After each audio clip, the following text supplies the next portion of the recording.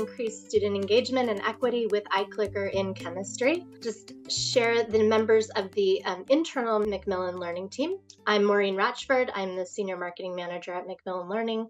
I will be your host and facilitator for today, joined by Jeff Howard, who is our Program Director for Chemistry, and Natalie, who is just assisting everybody. Natalie DeGaulle is our Customer Marketing Specialist, and she leads our peer consultant group and class test pilot program, as well as training on iClicker.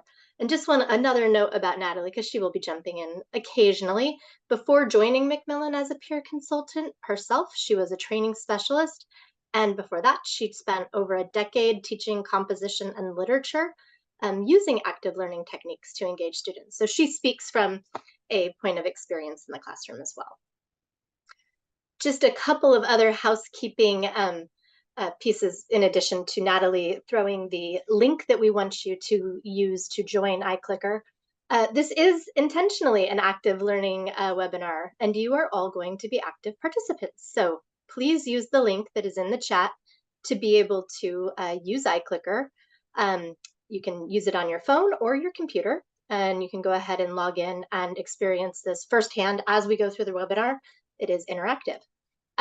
If you want to talk to us through Zoom, we welcome that as well. Just make sure to use the Zoom chat, and we will be monitoring and answering through chat. There may be times where it's appropriate where we bring the questions to our speaker, Brandon Tan, who I'm going to introduce in a second.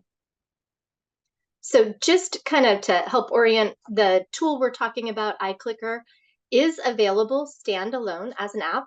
We also offer iClicker for free through our Achieve Premium courses.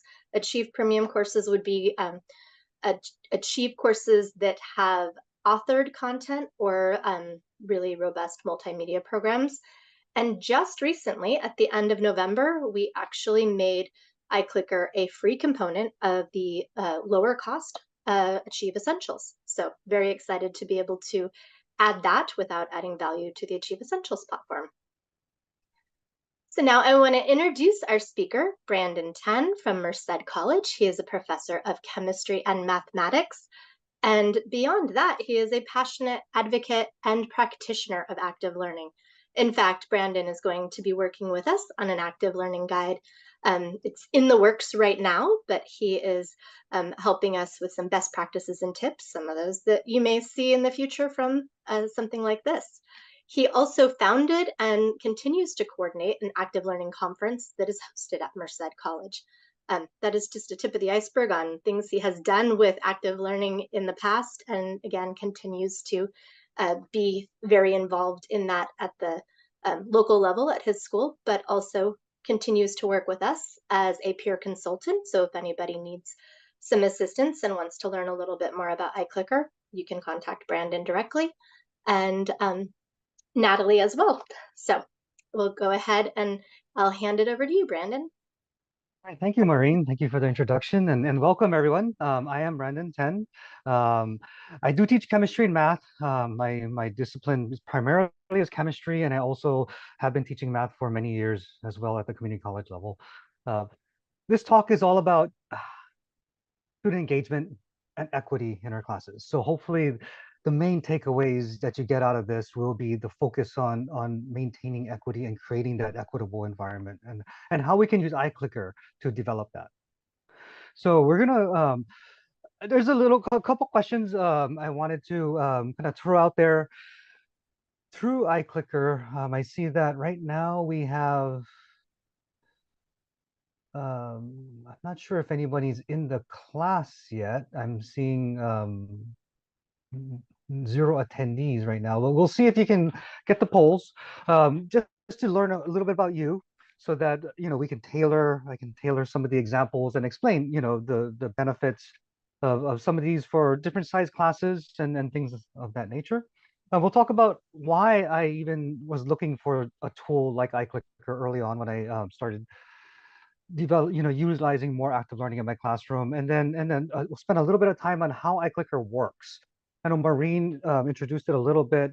There's different ways that we can use iClicker, and I'll be focusing on the app side of it. I've never actually used a physical clicker since I started using iClicker, but we'll talk about that just briefly when we get there. And then lastly, we'll spend the last half of this talk about how iClicker can be used to create an equitable learning environment or class and to engage students.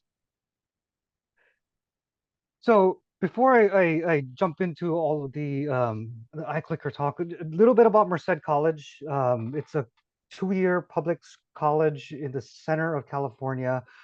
We serve the Central Valley, typically from Fresno up to Modesto. If you take a look at our demographics, we are predominantly made up of students coming from minority groups. We are almost 2/3 Hispanic and Asian and Filipino, African American. And so we do have a diverse student body. And that's why um, creating an equitable learning environment is very, very important for me. Here's one of the things about iClicker. I'm going to talk about this. It's quick to edit, quick to set up. It's really easy class. It's easy to get through it. And let me send the poll out. What are the first words that come to mind when someone mentions clickers? And this will be a short answer question, so type a couple words in, and then I'm going to show you the results as they come rolling in, so you can see what it looks like in real time. You should be able to see that iClicker screen. I'll put it right in the middle of the screen here. Phones. Ease of use. Yeah, I think of phones too. Quiz questions. Yes. Let me scroll down. Quick in-class response, active learning. Definitely.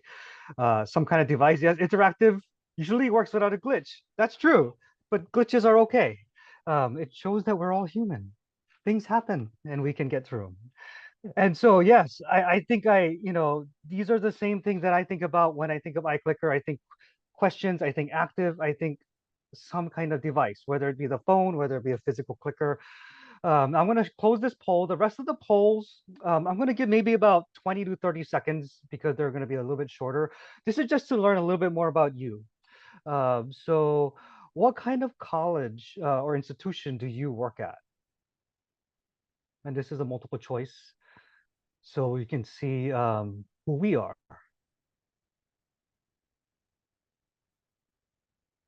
And I'm just going to talk for 1 second and say, if you're new to iClicker and you're wondering how Brandon's question that's on your screen got over into your device, the way that iClicker works is when you get to an iClicker question and Brandon clicks that green play button, it takes a photograph or a screen capture of your computer and sends it to student devices. So you can use this with Google Slides like Brandon is, or you could use it with a YouTube video, a PDF, anything you want to show your students. That's right. Thank you. So looks like we're about almost half-half, 2-year public colleges and some folks from 4-year colleges. I'm not sure what E is, but we'll take that as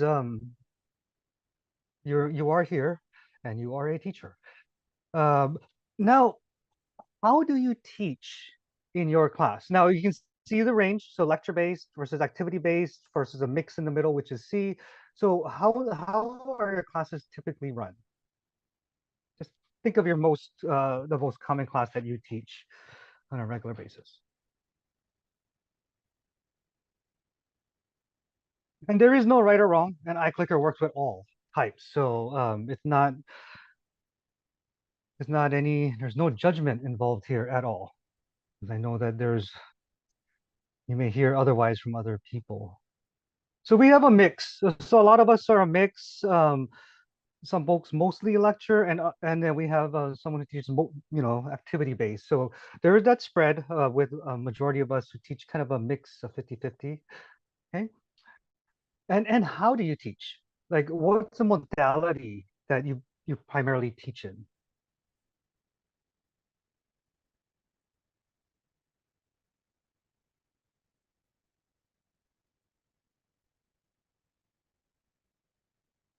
Well, I do teach a mix too. I teach hybrid classes. I teach in person and online. So we do have half of us teaching in person and then high flex and hybrid. So there is the commonality that we all have some kind of interaction with our students, and iClicker hopefully will be that tool that will help just really invigorate the class in ways that you wouldn't imagine. And how large are your typical classes? This is going to help me to know when we talk about some examples of how we use iClicker to kind of tweak those examples, if need be.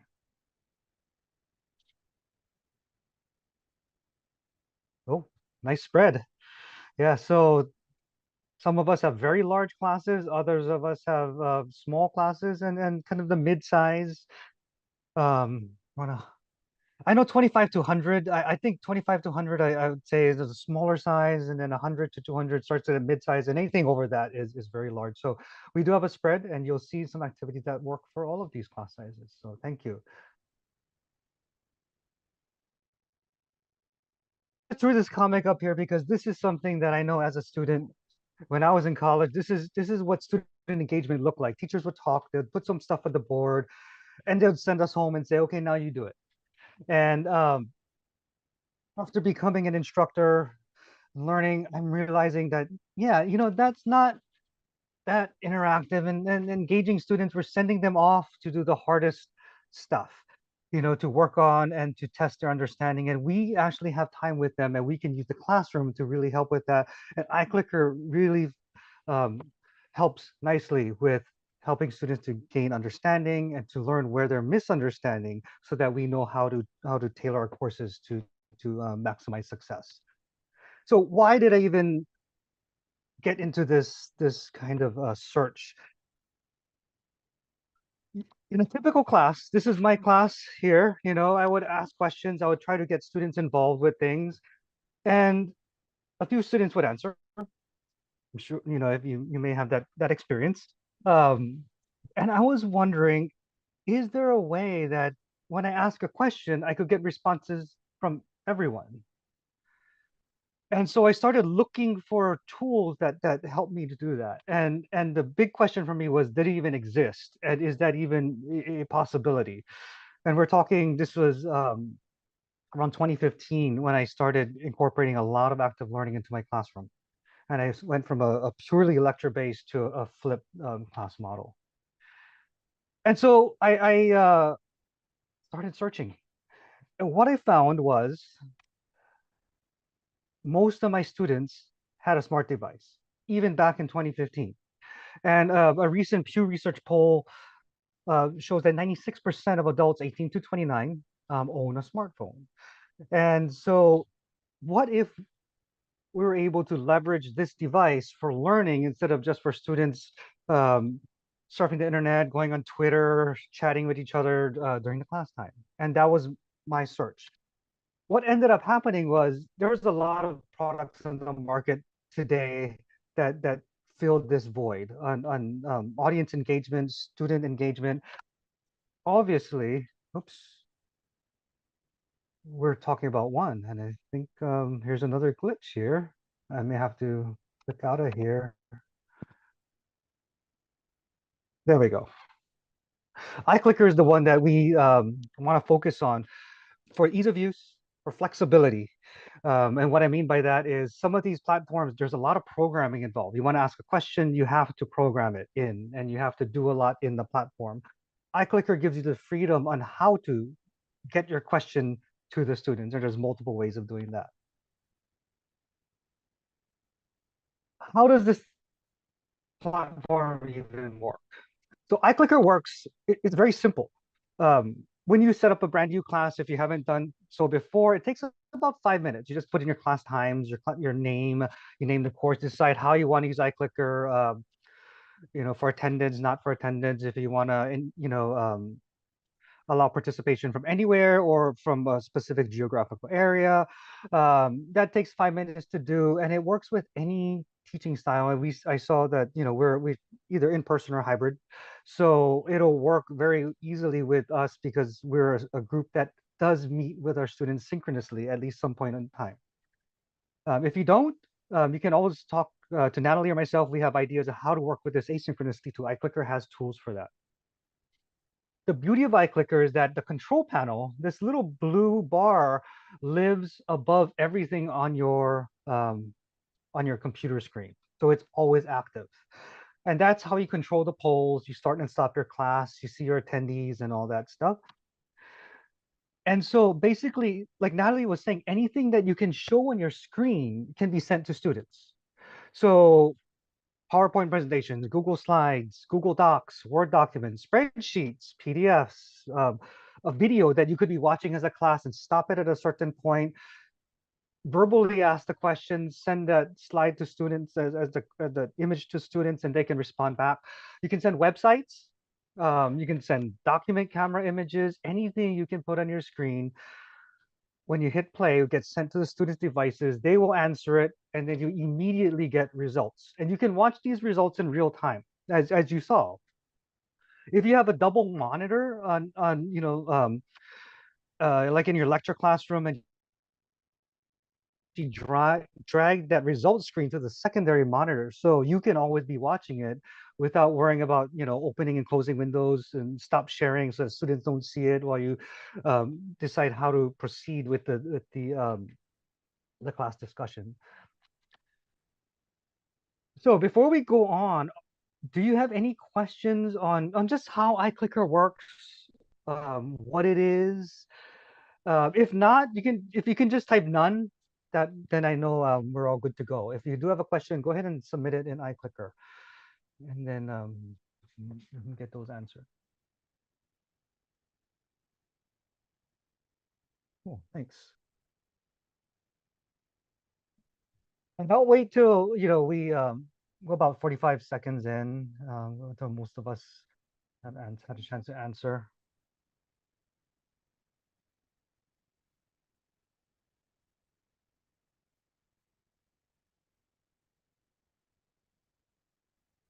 In class, I normally like to get. Oh, go ahead, Natalie. Oh, I threw this in the chat, but we have an iClicker instructor app, and you can use that also to preview student responses. So you don't need to have a second screen dedicated to responses if you don't have that luxury. You can actually use your phone app, and you can actually advance your slides forward and backwards. You can grade questions from like the back of the classroom all through the app. Thank you for reminding me. That app is really cool. I do use it when my phone has enough memory. It's on its dying last legs right now, so I had to kind of strip out all the. Yeah, I did like the app when my phone was working well. It was really useful for that. So, how do we use iClicker for equity in our classroom? Because this is really what changed really the nature of my in-class time with students. And I can say wholeheartedly, ever since using iClicker, my classroom environment has changed. Students are engaged, and it has provided a means for all students to be part of the class discussions in ways that it wasn't before. And when we're in class, there are some considerations that we need to take into account when interacting with students. Where they're coming from, what are their cultural backgrounds, in order to know how best to serve them. How do we treat students? Is it we give all students the same, or are we really trying to meet them where they all are at individually? And is that even possible? And then, the importance of active learning in the classroom cannot be stated. And that there's a range of that. It's just to ensure that students are checked in, because we know that the attention spans range from 5 to 10 minutes, but after that we're not sure what how locked in students are. I know personally, I think mine's about 10 minutes. So in order to just keep that clock resetting, providing activity to help students to stop, to think, to ponder, to get involved with the content and wrestle with it a little bit while they're in class, either alone or with students, that does help their learning a lot. And so some cultural considerations that we, to take into account are students come from different types of cultures. Some stress independence, others kind of a interdependency, a dependence on others. Um, some cultures encourage participation in large group environments. Others encourage more of a passive participation and maybe asking questions after the class is done or in other ways. Some cultures encourage quick responses versus others, encourage taking time for a response and reflecting on it before um, submitting a response or sharing your thoughts on something. And there's definitely a balance between cultures that encourage cooperation versus competition. And students come with all kinds of backgrounds. And the and send all of these and give all students a way to see that today. This image I thought I grabbed and I wanted to share from smartreading.org is because this is for us in the classroom. Um, for me, it helped me to visualize the difference between equity and equality. Um, Equality is just giving students the same thing. So we give students the same textbook, the same assignments, the same due dates, the same everything.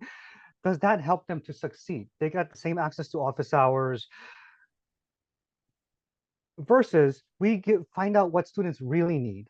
And if there's a platform that helps us to do that and we can meet their specific needs every day in class, then each student will be better tasked with being successful for that assignment, for that class, for whatever that might be.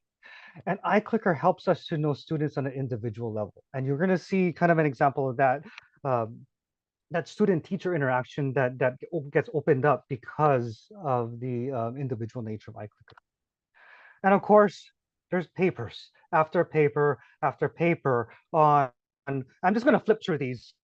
I'm not going to talk about the paper specifically on the active learning in the classroom and how it does either reduce the achievement gap or increase success. And I picked three of the papers in STEM that show that, but there's a lot more. So how do we do this now? This is probably why you're here, and iClicker emphasizes and is kind of the conduit that allows different types of interactions to happen in the classroom, from student to the teacher, from the teacher to the student, the entire class as a whole. And then we can use it, of course, like some of you said, for quizzing, for assessment in different ways. So we're going to talk about each of these categories and some examples of how iClicker can be leveraged to encourage these types of interactions and to provide a means for assessment in our classroom. This is probably the hardest one, right? We ask a question to the class, 4 students answer verbally, and the rest of the class doesn't say much for a lot of reasons, and yet we are to use that information to make judgments. Kind of, where does the class stand on understanding this? And it's impossible. So what we can do is we can use iClicker just like we did earlier on when I said, do you guys have any questions? Send the questions over. If you don't, just say none. Say I'm good. That's a one-way communication from students to the instructor. It's anonymous, and it's a way that all students can express concerns or ask questions, and you can actually go through. And I do this at the very first slide of every class period, and I just send them a slide that looks kind of like this. It just says questions, and as they're walking into class, they pull up iClicker, they fire it up, they start sending me questions. I tell them, I want to hear from everybody. So if you don't have any questions, just say none. say I'm good, something along those lines, or tell me a joke or something. And we do get good jokes every once in a while. This was from a Gen Chem 2 class that I was teaching, and a lot of people said, nah, I'm good, no questions. But then there were some specific questions that came up. Oh, can you explain these certain questions from the lab? Can you explain what a pseudo first order reaction is? Can you go over how to do these rate calculations? Can you explain the format of the Arrhenius equation? So what I do is I go through all of their questions. I actually answer them. It takes anywhere from 10 to 15 minutes normally in a normal class period, so that everyone gets their questions answered. Sometimes it's, when's the test? What's on the quiz? When's the lab due? When do we have to, when's our paper due? Things like that. Um, Other times it's very content based, like this particular day, but it does provide a way for all students to ask without raising their hand, knowing that not everyone comes from a culture that encourages that kind of means of participation within the classroom.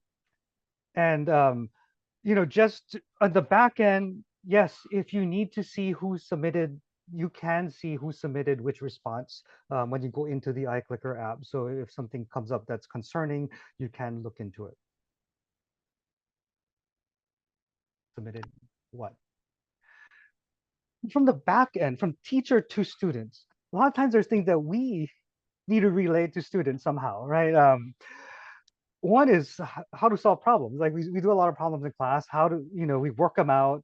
I use a stylus, I write on the screen, it's on the PowerPoint, and then I want to send it back to students. You can do that with iClicker. So students don't have to madly write down everything you're doing on the board. They know where to go and find it. And they can focus on the ideas and see if they understand at least the process. And then go later, back into iClicker and look at the details of how the solution went. An important thing about equity is that we cannot assume that everyone's been on our campus. I teach a lot of intro chem courses, and so a lot of the students in my classes, this is their first time on campus in that semester. And I know students, they may not want to ask the questions. Where is the tutorial center? Where is this particular office? Where is your office? And iClicker is a way to kind of just level the playing field on the first day, get everybody on board with iClicker, get them in, and get information to them that's really important. So like what I do a lot of times is like, where's our classroom? And I would do this as a, hang on, there we go. As a target question. So yes, this is Merced College. We're in the science building. Go ahead and tap somewhere on the screen just for fun. I asked them, okay, where's our classroom? So they can give some responses. You can see where everybody's tapping here. A little dot will show up. A purple dot. You have to hit send to lock it in. There we go. So touch it and then hit send and it will pop up on Brandon. This will help me to know if everyone has their bearings on campus. And I'll stop this right now. I'm not going to keep it going. And then you can click the right answer by highlighting the area that's correct. And I always pick a bigger area than it is, just because the computer may or may not sense the location that closely. And so everyone who picked around the science building, you guys are correct. And then you would have got the point for that. Then I go, okay, where's the tutorial center? I ask these types of questions just so that students know where to go and they don't have to ask themselves. It takes less than 5 minutes to get this all set up, get it up and running. It's a fun way for that first class period. They like using iClicker to emphasize, syllabus type information too. So like this one would be a numeric question. So if you miss blank or more lab sessions, you will be dropped from the class. I want to see if students got that from when we talked about the syllabus, when they read it sometime before they take the syllabus quiz, which I give at the end of the first week of class. So yeah, you haven't seen my syllabus 0 to, it's actually 3. Actually, somebody got it. If they missed 3 or more, they will be dropped from the class. And the way that, this numeric questions, you can just stop it. And once it's stopped, then you can click on the correct answer or answers, and then that'll be marked as correct. And then you'll get a point for that. And everybody will see that and they'll know what the correct answer is and what they submitted. And they'll also have a record, so they'll remember, hey, I know I can't miss more than 3, so I got to make sure that I'm there on time. And here's where us giving them problems. So this that you see that's kind of that PowerPoint slide cutout that I put in here. That's a gas law problem that I would be asking class. Send it to them, they'd work on it, and then we'd work it out as a class after they spent time working on it. So I have the solution ready for them. And the way they can send this to students is you just hit play, but don't give students a chance to respond and just stop it right away. And now it's in your slide deck in iClicker. So you have a record of the problem and the solution that's worked out. You also have the answer because I probably have been graded right before we worked out the solutions for this. And that's another way that iClicker can be used to get information to students. Important information from us to them live, and they know where to go for that. This is the way I like using iClicker because how many of you? I'm just gonna do a short answer one. You can just say yes or no. How many of you have ever have trouble getting discussions going in class?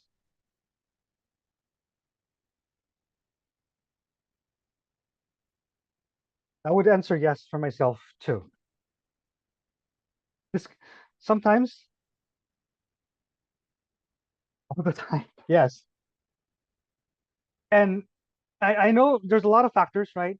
What class is it? What time of day is it? What the makeup of the courses are, how big your classes are, and all of that. But here's how iClicker can help with this. And this is the cool thing that we can do with iClicker is, and I could have kept this going actually. When you hit play, and thank you, Natalie, for this question. We were talking a couple weeks ago, and she said she used this. I just needed a question to start a discussion. Are hot dog sandwiches? Submit your comments in iClicker. Yeah, so why is it though? Don't just say yes or no.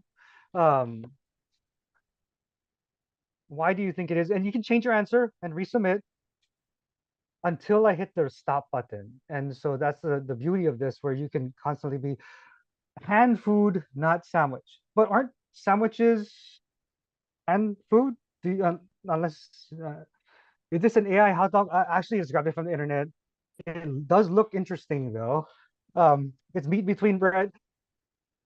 So you see how we can keep going with this. Yes, bread and stuff. And as long as you need to, you can keep this discussion going. It's a hoagie. Of course. And sometimes it's you're looking for a particular answer. This one there's no answer. I don't know what the answer is, but we know like if you're asking a chemistry question, you're looking for a particular answer, you can hone in on that by kind of reading through the discussions. Now this probably works best in a small mid-size. I can imagine if you had 300 students and how quick the responses are going to come through, it might be hard to read. But it might work too. I've never tried it with that large. I've tried it up to 75 and it works fine. But that's one way that everyone can participate in the discussion without I guess feeling ashamed to participate. And what you can do is you can give everybody credit. And you can always go back after class and click on all the responses and give everybody credit for something like this, so that yes, you got participation points for being part of this class discussion. And you can moderate it, and you can see that it does work in that way.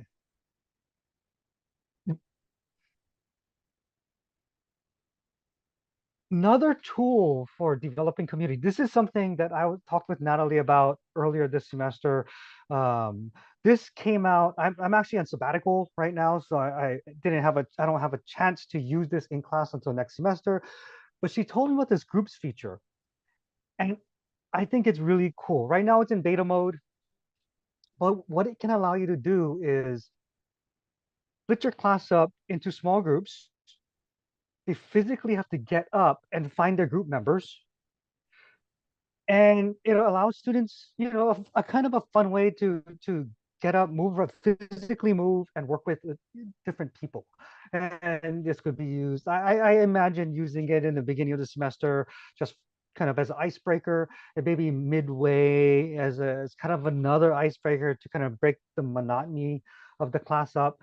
Um, and the group feature itself, there's a way that you can answer the questions, and it encourages consensus among the group in order to get credit. So a lot of discussion hopefully will happen, and I'm looking forward to trying this out next semester. And if you have questions about this, ask Natalie. She can show you the nuts and bolts of how this works. No, iClicker for assessment. We did say, right, iClicker and quizzing and is a big deal. And that is the beauty of this. And it's not just that it can, it's because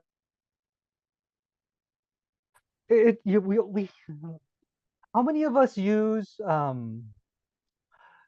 PowerPoint slides in class?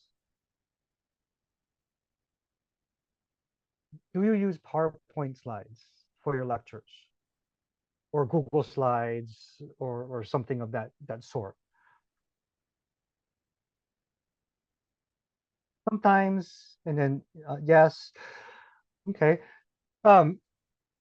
If it's sometimes, then you can ask questions other ways, the days that you aren't using any kind of slide deck. But if you are using a slide deck, asking iClicker questions, really just making another slide and typing your question in. It doesn't take much time other than coming up with the question. So using it for assessment, either high stakes or low stakes, formative or summative, whichever you need it for, the tool's there for you. And the cool thing about iClicker, it is a nice balance between competition and cooperation. There are some other student engagement tools that really weigh in the competition side of it, where unless you're the fastest one, you're not going to get as many points, if any points at all, versus giving the students a chance to work together as part of the question session. And this iClicker also balances students who want to answer things individually and students who do want to kind of talk with folks and kind of come up with an answer together and share ideas. And the way that works in my class, I use iClicker as a low stakes formative assessment tool. I make sure it's not punitive. So students who don't do iClicker, it's not like it's going to tank their grade at all. It can only help them. I grade very loosely in iClicker, so all the points that they can earn in a semester, I just find the student who has the maximum number of points, and if you got 50% of that, you got full credit for iClicker. So it's on a really loose curve. It's to encourage the participation. I don't use it, I guess I use it for formative assessment because since I flipped my class is run by questions. And iClicker will help me to know what students are getting, what they're struggling with. And then sometimes while they're answering one question, if I don't have a question in my deck that kind of touches on the topic that they're struggling with, I'm writing a question while they're working on one. And so that's how my class goes, and iClicker drives the direction of the class. I have an overall plan, and iClicker kind of fills in the path for that. And if students forget their device or have a dead battery or even miss a day because they can't be in class for whatever reason, it's okay. It's not that big a deal if it's a day.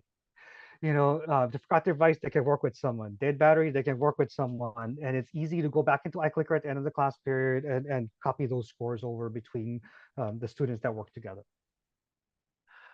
But the way I run my class is using a lot of low stakes assessment via iClicker. And iClicker works great with the think, pair, share approach. This allows students to individually come up with an answer and then work together and then, change answers if need be, because the poll doesn't close until you stop it. So what I do is I send a question out to students, and then I have them respond, and I look at the iClicker responses, and like in this case, it's okay, half the class got it. iClicker doesn't tell you which students, the ones that are where they're sitting got it. It just tells you how many. I'm just kind of using this as a model for what a typical class might look like. And so then at this point, I go, well, I'm normally looking for 2/3 to 3/4 of the students at least who get the correct answer before stopping the poll and explaining and moving on. So then I tell the students, all right, I may give them a hint, or I may just say, you know what, work with the students around you. Discuss the question, share your answers, share why you picked the answer you did, and then change your answers if you need to. And then students will do that for another couple minutes. Maybe they change their answers and look, oh, now 90% of the class gets it, got it correct.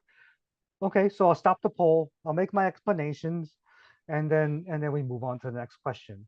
And I may ask a follow-up question to see how much they got if the discussions help them to understand the topic.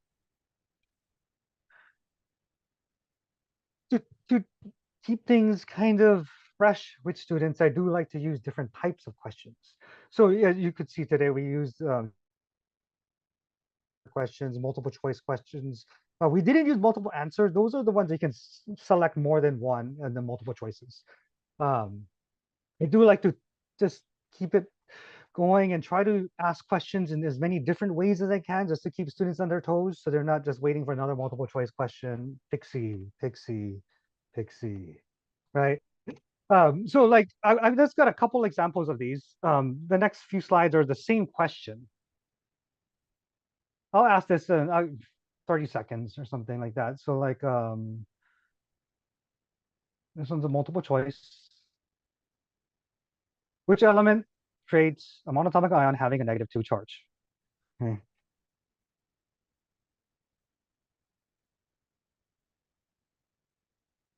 This would be like what I would ask in my intro chem class. And I wouldn't show the results. So as students are answering, they don't get to see what other students are answering. I only make sure that I look at it when either the screen's not sharing to them, or it's on a second screen, or through the app. And so then I'd stop it. Oops, see, I sent it as a short answer. And sometimes the students go, hey, wait a minute, it's not multiple choice. So this is, and I go, oh, oops, sorry about that. But the answer is D. So then I say D, oxygen, oxygen, to any of them. And then I'd say, well, you know what? Let's talk about that. And then we can kind of move on.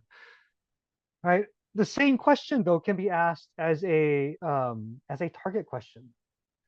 So if I'm trying to get students to get familiar with the periodic table, it's like, okay, which elements create monatomic ions having a -2 charge?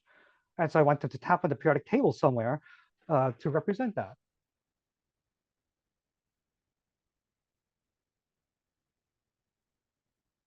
And then I see, oops, I see also my the chat got sucked in there, so you can't see it. But I'll stop it and then I'll grade this one too. Sometimes it takes a second to grade. I'll select. Nobody answered outside of the column, which is great. So I say, okay, you guys get this, and then we'll move on. And then you can ask this. You saw in a short answer kind of in a way that wasn't a neat way, because it was supposed to be multiple choice. But then if I asked it in a short answer form, I'm looking for a particular set of answers. So what are the atomic symbols? So the abbreviations for elements that can be, just give me one, that will form a -2 charged monatomic anion. So now we're looking for specific answers. Capitalization matters, right? So then it narrows down the choices to the 4 that are on the periodic table. So as answers roll in, like oxygen is the easiest one to type. I'm going to stop it because we are assessing you guys. But then okay, you guys got this, and then we can move on. Like, okay, good. You know what the -2 charge ions are. Sometimes we do electrochemistry. There's a lot of questions we can ask about this. What's the cell potential of this cell? Right? Like this one, this was a target question, which electrode is going to gain mass over the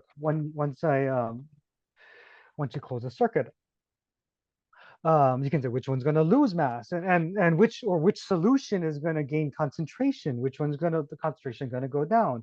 And again, this can be done by a target question, short answer, a numeric one if you're asking for the cell potential. And you can see just the way that the same question can be twisted around and kind of keep students thinking about different things. What's the anode? Which is the cathode? Things of that nature. These ones are fun, right? I think whenever we get to students and talking about titration curves, there's a lot of, like, they may see the curve and go, oh yeah, I know where the equivalence point is. That might be an easy question for them to answer. But then, asking what species are present at different points, this can also be done in a lot of different ways. And so one of the ways like this would be, it'd be like a multiple, actually, I think I would do this as a short answer one, actually, where if there's a multiple letters that you want to do, just type those letters next to each other. What species are present at the equivalence point when acetic acid is titrated by potassium hydroxide? I want to take questions at the end, so I'm not going to keep this one going for too much longer. You can see how that's used. But iClicker, I'm hoping that you saw that it was easy to set up, even when things get bumpy, right? Class, we're in front of people, but it's easy to get around that. You saw how quick Natalie was to be able to send the right link to you all. When you set up your own class, it's even easier because you're firing it up and students are already registering for that particular iClicker course.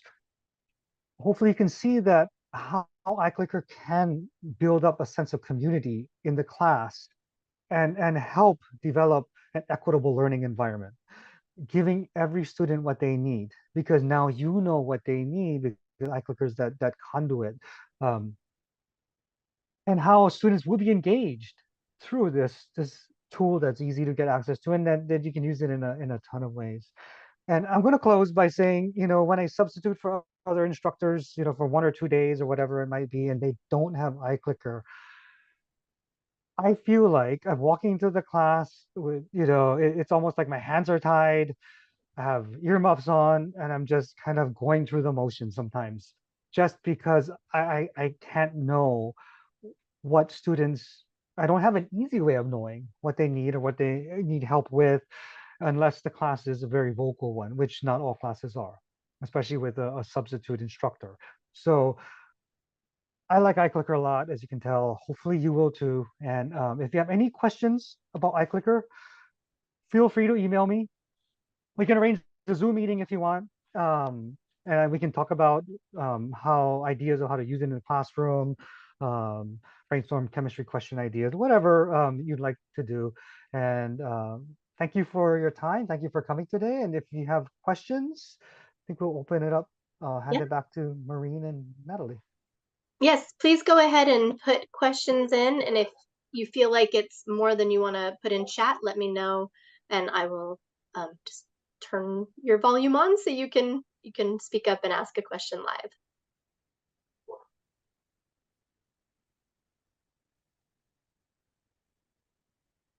And if there are no questions, then thank you for your participation and for playing along today.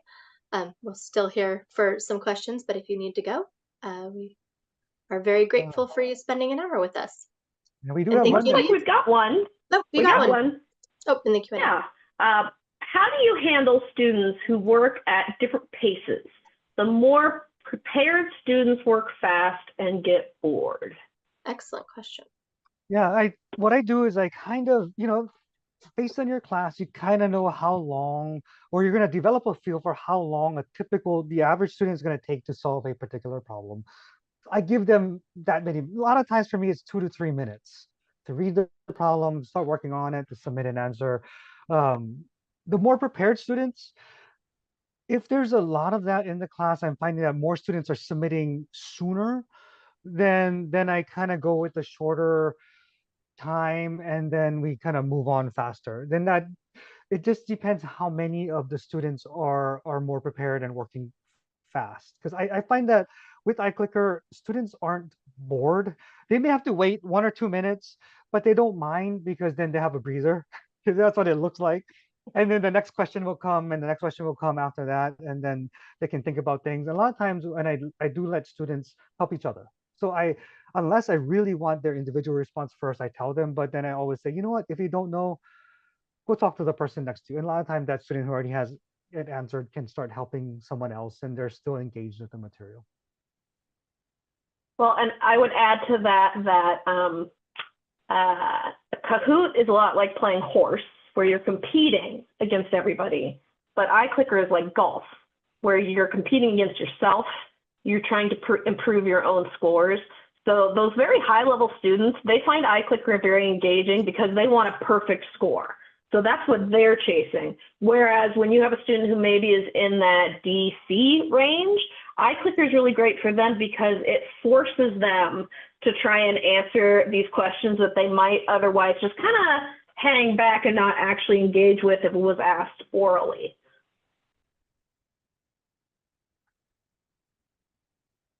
All right, do we have any other questions? We've got about 2 minutes left. This was really fun. Thank you, Brandon. How long have you been using iClicker? And Deb Sharma has his hand up. I hope he can throw his question into our Q&A because I can't turn his microphone on. I just tried. Yeah, how many years have you been using iClicker, Brandon? We started in spring 2016. So it's been several years now. They all kind of know, like, okay, this is how we're going to use this particular tool in this class. And then as they, as the semester progresses, then they'll get more used to it, knowing what the kind of the instructor's purpose for picking that was. And so I tell them for my class, like, this is how we do our class. There's some expectations for you, things to do before class, make sure you read the material and all that stuff. And while we're in class, we're going to be using iClicker the entire class period. So then they're like, okay. So then they try to get in as soon as they can. And the ones they can't, then I try to help them, after class or something during office hours. But I could share what I have with you too, or we could talk, or you could talk with Natalie if you'd like to strategize maybe what might work best with your particular course. This was a great webinar, everybody. I'm going to go ahead and end. There'll be a recording that goes out later, and I'm sure we'll have other goodies that go along with it, like the slides that Brandon showed us all. So thank you so much, Brandon. This was so great, and I hope you all have a great week. Thank you. Talk to you later.